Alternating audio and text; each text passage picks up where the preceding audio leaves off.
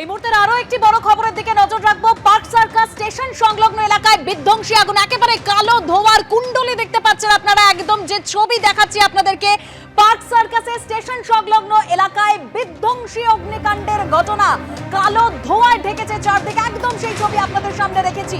আবারও শহরে অগ্নিকাণ্ডের ঘটনা, পার্ক সার্কাসের স্টেশন সংলগ্ন এলাকায় বিধ্বংসী আগুন। সুদীপ্ত আচার্য রয়েছেন আমাদের সঙ্গে সরাসরি। সুদীপ্ত, তুমি দেখতে পাচ্ছ দমকলের বেশ কয়েকটা ইঞ্জিন কিন্তু কাজ করছে এবং যেটা স্থানীয় সূত্রে জানা যাচ্ছে পার্ক সার্কাস স্টেশন সংলগ্ন এই তিলজলা রোডের এই কারখানা, এবং এখানে বিভিন্ন রকম কারখানা ছিল। সেখানে 3:30 নাগাদ হঠাৎ করে আগুন ধরে এবং আগুন কিন্তু পরপর বিস্তীর্ণ এলাকায় ছড়াতে থাকে। আমি দেখাচ্ছি, আমার সহকর্মী রোজারিও সেই ছবি দেখাচ্ছে।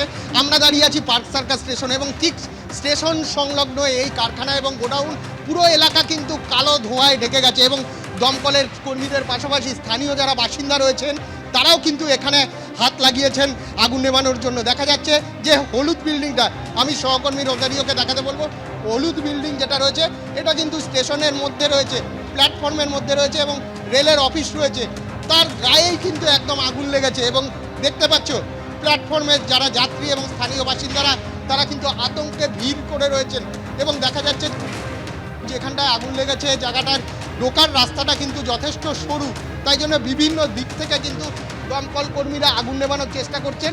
একদম প্ল্যাটফর্মের মধ্যে আমি রোজারিওকে দেখাতে বলবো, প্ল্যাটফর্মের মধ্যে দিয়ে কিন্তু হোস পাইপ নিয়ে যাওয়া হয়েছে। বিভিন্ন দিক থেকে কিন্তু আরও আগুন অ্যারেস্ট করার চেষ্টা করা হচ্ছে, কিন্তু কোনো রকমভাবে কিন্তু আগুন নিয়ন্ত্রণে আনা যাচ্ছে না। বিভিন্ন রকমের একদিকে কনফেকশনারি দোকান ছিল, অন্যদিকে রাবারের দোকান কারখানা ছিল, ফলে আগুন কিন্তু দ্রুত পরে এক কারখানায় ছড়িয়ে পড়ে তিলজলার এই বিস্তীর্ণ এলাকা। আমি আরেক জায়গা থেকে দেখানোর চেষ্টা করব, পাশেই যে ফুট ওভারব্রিজ রয়েছে, প্ল্যাটফর্মের ফুট ওভারব্রিজ, সেই ফুট ওভারব্রিজ থেকে যদি আমরা উঠি তাহলে দেখা যাবে পুরো এলাকা কিন্তু কালো ধোঁয়ায় রয়েছে, কালো ধোঁয়ায় ঢেকে রয়েছে এবং এখানে যাওয়া যাচ্ছে না। এবং আগুনের শিখাও কিন্তু এখানে যেখানে আমরা দাঁড়িয়ে আছি ফুট ওভারব্রিজ, সেখান থেকে দেখা যাচ্ছে একদম প্ল্যাটফর্ম ঘাসা এই এলাকাটা, একদম মাঝখানে কিন্তু কোনো রকম জায়গা ছাড়া নেই এবং সেখানেই আমি দেখাতে বলবো জানলা দিয়ে এখনও কিন্তু আগুন হু করে জ্বলছে।